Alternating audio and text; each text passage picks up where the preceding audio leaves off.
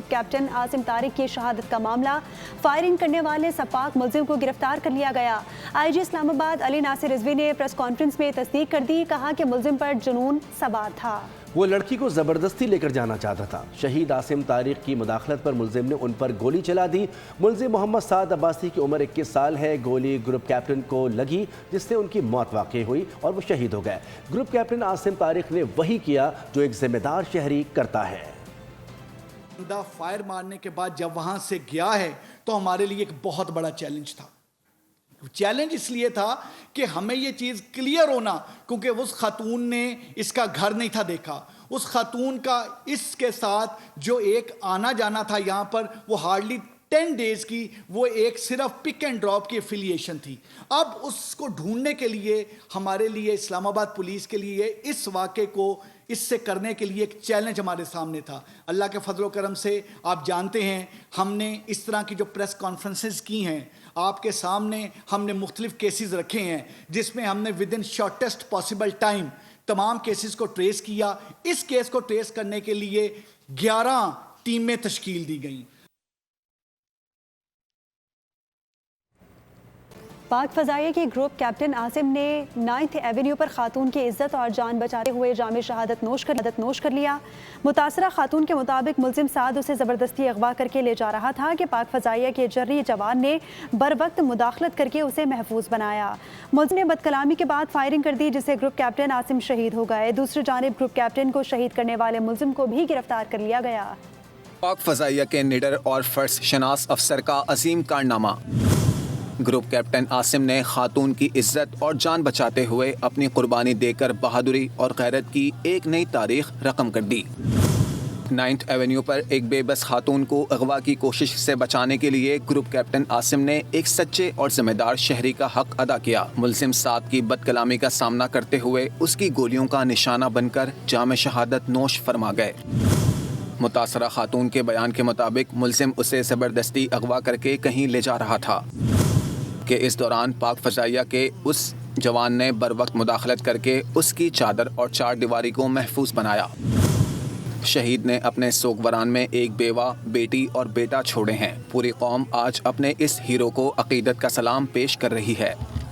ایران کے شہید supreme leader آیت اللہ علی خامنائی اور ان کے خاندان کے 4 افراد کی نماز جنازہ تہران میں ادا کر دی گئی۔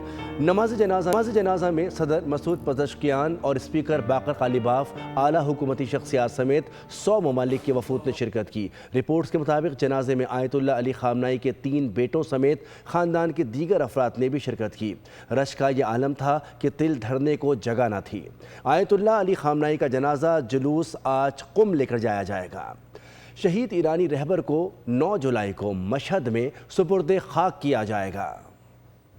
آیت اللہ کے سفر آخرت پر خراج عقیدت امریکی صدر کو حیران کر گیا۔ ٹرمپ نے ویب سائٹ کو انٹرویو میں کہا کہ انہیں توقع نہیں تھی کہ ایرانی عوام اپنے رہنما کے لیے اس قدر جذباتی ہوں گے۔ ساتھ یہ بھی کہا کہ چاہتے تو اس جنازے میں موجود تمام افراد کو نشانہ بنا سکتے تھے مگر ایسا نہیں کیا۔ حیرت کا اظہار کیا، شرانگیز بیان دیا۔ آیت اللہ خامنائی اور ایران سے متعلق امریکی صدر دوہرا رد عمل دے گئے۔ نیوز ویب سائٹ کو انٹرویو میں دل کو لگی بات کہی۔ کہا ایرانی عوام کی شہید رہبر سے عقیدت ناقابل یقین تھی۔ آیت اللہ خامنائی سے عوامی لگاؤ نے انہیں حیران کر دیا۔ ان کا خیال تھا کہ عوام خامنائی سے نفرت کرتے ہیں۔ اس کے ساتھ ٹرمپ نے مکرو ارادہ بھی ظاہر کیا۔ ان کا کہنا تھا اگر چاہتے تو جنازے میں موجود تمام افراد کو نشانہ بنا سکتے تھے، تاہم ایسا نہیں کیا۔ ایسا کرتے تو مذاکرات کے لیے کوئی باقی نہ رہتا۔ امریکی صدر کا کہنا تھا ایران اور امریکہ نے باہمی اتفاق سے جاری مذاکرات میں عارضی وقفہ کرنے کا فیصلہ کیا ہے، تاہم مستقبل میں سفارتی عمل دوبارہ شروع ہونے کے امکانات بھی موجود ہیں۔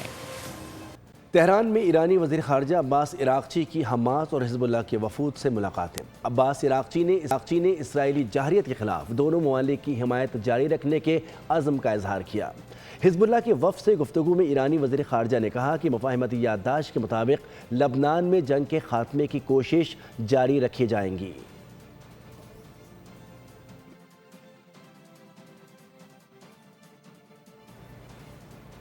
وائٹ ہاؤس نے نیٹو سمٹ کے دوران صدر ٹرمپ کی ملاقاتوں کی تفصیل جاری کر دی۔ صدر ٹرمپ منگل کو انقرہ پہنچیں گے۔ پہلی ملاقات صدر اردوان سے ہوگی اور امریکی صدر یوکرین اور شام کے ہم منصب سے بھی ملاقات کریں گے۔ صدر زیلنسکی سے ملاقات میں جنگ کے خاتمے پر بات ہوگی۔ نیٹو سمٹ کی سائیڈ لائن میں اربوں ڈالرز کے معاہدوں کا اعلان متوقع ہے۔ صدر ٹرمپ نیٹو ممالک پر دفاعی بجٹ میں اضافے پر زور دیں گے۔ مشرق وسطی میں پائیدار امن کے لیے علاقائی ممالک کا کردار ناگزیر ہے۔ ترک صدر رجب طیب اردوان کا اہم بیان کہا کہ امریکہ اور ایران کے درمیان امن عمل کو سیبوتاژ کرنے کی کوششیں خطے کے لیے خطرناک ہیں۔ اردوان نے پاکستان کے سفارتی کردار کو بھی سراہا۔ ترک صدر نے اسرائیل کو خطے میں کشیدگی بڑھانے کا ذمہ دار قرار دے دیا۔ ایران کے سفیر رضا امیری مقدم کا ایرانی حکومت اور عوام کی جانب سے پاکستان پر گہرے تشکر کا اظہار۔ ایران کے سفیر نے شہید سپریم لیڈر آیت اللہ سید علی خامنائی کو خراج عقیدت پیش کرنے کی تقریب میں پاکستانی وفد کی شرکت کو سراہا۔ کہا کہ وزیر اعظم شہباز شریف، نائب وزیر اعظم اسحاق ڈار کا خصوصی شکریہ ادا کرتا ہوں۔ Field marshal Syed Asim Munir, chairman senate یوسف رضا گیلانی اور اسپیکر قومی اسمبلی سردار ایاز صادق کا بھی مشکور ہوں۔ پاکستانی وفد تقریب میں شریک سب سے اعلیٰ سطح اور سب سے بڑا وفد تھا۔ راولپنڈی کے قریب گاؤں میں فائرنگ سے باپ بیٹے کے جاں بحق ہونے کا معاملہ۔ آئی جی پنجاب عبد الکریم نے واقعے کا نوٹس لے لیا۔ آر پی او راولپنڈی سے رپورٹ طلب کر لی گئی۔ آئی جی پنجاب نے سی پی او راولپنڈی کو فائرنگ میں ملوث ملزمان کی فوری گرفتاری کا حکم دیا۔ کہا کہ ملزمان کی گرفتاری کے لیے تمام وسائل بروئے کار لائے جائیں۔ کراچی میں جرائم رکے نہ ٹریفک حادثات کا سلسلہ تھما۔ کورنگی میں ایک شخص قتل کر دیا گیا۔ شاہ لطیف ٹاؤن میں پولیس کے ہاتھوں مطلوب ملزم مارا گیا، جبکہ ڈیفنس میں واٹر ٹینکر الٹنے سے ڈرائیور جان کی بازی ہار گیا۔ ایک اور دن کراچی میں جرم اور حادثات کے متعدد واقعات رقم کر گیا۔ کہیں فائرنگ سے شہری جان سے گیا، کہیں پولیس مقابلہ ہوا، جبکہ ایک تیز رفتار واٹر ٹینکر بھی حادثے کا شکار ہو گیا۔ کورنگی نمبر 4 میں نامعلوم ملزمان نے ایک شخص کو گولیاں مار کر قتل کر دیا۔ پولیس کے مطابق مقتول پیدل جا رہا تھا۔ ملزمان واردات کے بعد فرار ہو گئے۔ شاہ لطیف ٹاؤن میں پولیس مقابلہ ہوا۔ مطلوب ملزم قیصر خان مارا گیا، 2 پولیس اہلکار بھی زخمی ہوئے۔ ادھر ایس آئی یو اور سی آئی اے نے کارروائی کی، ایک مبینہ آدی وہیکل لفٹر زخمی حالت میں گرفتار کر لیا گیا۔ اس کا ساتھی فرار ہونے میں کامیاب ہو گیا۔ کورنگی سنگر چورنگی پر پولیس فائرنگ سے 2 نوجوان زخمی ہوئے۔ ایس ایس پی کورنگی نے واقعے کی تحقیقات کا حکم دے دیا۔ کراچی میں ملیر کوٹ ولایت شاہ مزار کے قریب مبینہ طور پر 11 سالہ بچی کو ڈنڈوں سے مار کر قتل کرنے کا معاملہ۔ پولیس کے مطابق بچی ڈنڈا لگنے سے جھولے سے گرنے سے جاں بحق ہوئی۔ اہم خبر آپ تک پہنچائیں گے۔ چکوٹی سیکٹر کے باشعور عوام نے کالعدم کمیٹی کے لاک ڈاؤن کی کال کو مسترد کر دیا ہے۔ آزاد جموں کشمیر کے امن کے در پہ کالعدم ایکشن کمیٹی کو ہر طبقہ فکر کی جانب سے واضح طور پر مسترد کیا جائے۔ تاجروں سمیت تمام افراد نے بھی انتشاری کمیٹی کی لاک ڈاؤن کال کو مسترد کیا۔ چکوٹھی اور گردنواں میں معمولات زندگی جاری ہیں اور شہری دکانوں سے روزمرہ کی خریداری کرتے بھی نظر آ رہے ہیں۔ چکوٹھی بازار کے تاجروں نے پاکستان اور پاک فوج سے اظہار یکجہتی کے لیے راجہ قاصد کی قیادت میں اجلاس منعقد کیا اور اس اجلاس میں شریک تاجروں نے انتشاری کمیٹی کو مسترد کرتے ہوئے پاکستان اور پاک فوج کے حق میں نعرے بلند کیے۔ پولیس کا کوئی افسر بھی ہو، صاحب ہو، کوئی بھی ہو، چیلنج ویلی آزاد کشمیر کی 10 اضلاع کی میں بات کرتا ہوں، اللہ کے فضل سے اس وقت آزاد کنٹرول ہیں۔ اگر آپ اتنے بہادر ہو، اتنے آپ دلیر ہو تو میدان میں کیوں نہیں آتے؟ ہم کل بھی پاک فوج کے ساتھ تھے، ہم آج بھی پاک فوج کے ساتھ ہیں۔ میں فیصل ممتاز راٹھور سے مطالبہ کرتا ہوں کہ آپ اندر گھس کر کیوں چھپے ہوئے ہو؟ آپ کے عناصر، آپ کے ورکر بھی ان شر پسند عناصروں کو آواز دے رہے ہیں، ان کو کھانا کھلا رہے ہیں، ان کے خلاف بھی کارروائی کی جائے۔ میں ریاست سے مطالبہ پھر کرتا ہوں کہ میں اپنے کسی پولیس والے بھائی کو شہید ہوتے ہوئے نہیں دیکھ سکتا، میں اپنے کسی فوجی بھائی کو شہید ہوتے ہوئے نہیں دیکھ سکتا۔ پھر ان کے خلاف کارروائی کی جائے، کیونکہ یہ ریاست کو یرغمال بنانا چاہتے ہیں۔ ہم ریاست کے صورتکار ہونے پر فخر محسوس کرتے ہیں۔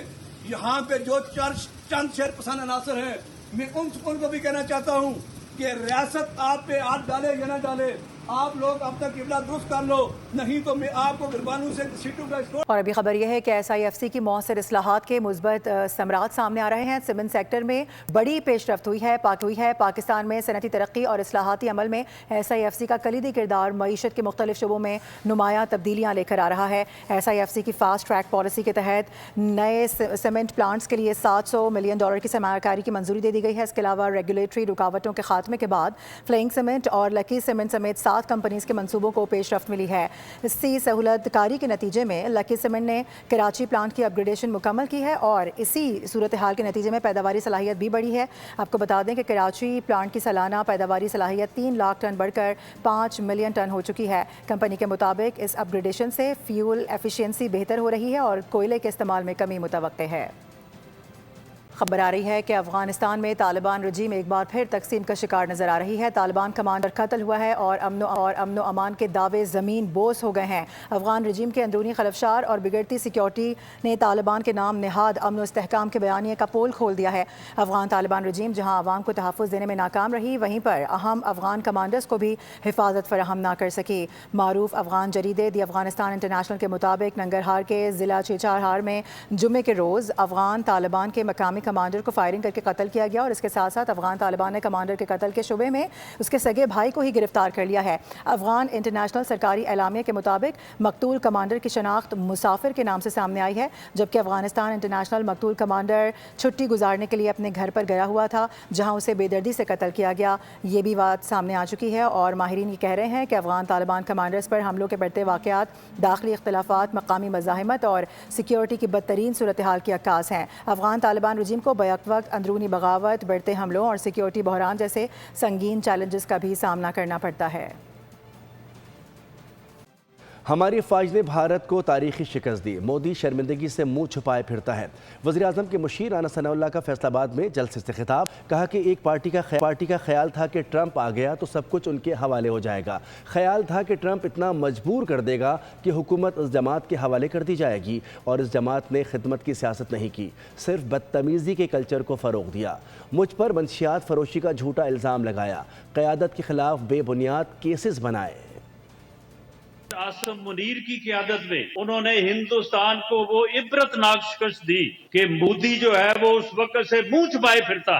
डोनाल्ड ट्रंप अमेरिकी सदर, जिसके मतलब हमारे यहाँ पे एक पार्टी के लोग जो है वो ये कहते थे कि ट्रंप जीत गया है, वो हमारा काम जो है वो कर देगा और वो पाकिस्तान को जो है वो बिल्कुल जो है वो इतना मजबूर करेगा कि हुकूमत जो है वो हमारे हवाले हो जाएगी। ना उन्होंने कोई इस मुल्क की खिदमत की है, इस मुल्क में सिर्फ गाली गलोच का कल्चर जो है उन्होंने दिया है, लोगों के खिलाफ झूठे मुकदमे बनाए, लोगों के खिलाफ जो है वो इंतकामी कार्रवाइयां की।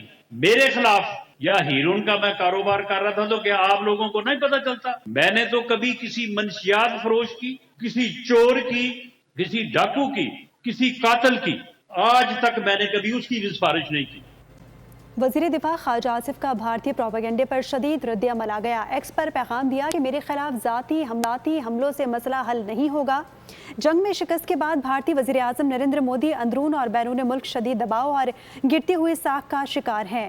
राहुल गांधी ने भी मोदी को मिलने वाले बैनुल-अक़वामी एज़ाज़ात पर सवालात उठा दिए और उनमें से बाज़ एज़ाज़ात मसनूई तौर पर तख्लीक किए गए हैं जो एक खुद साख्ता तशहीरी मुहिम का हिस्सा हैं।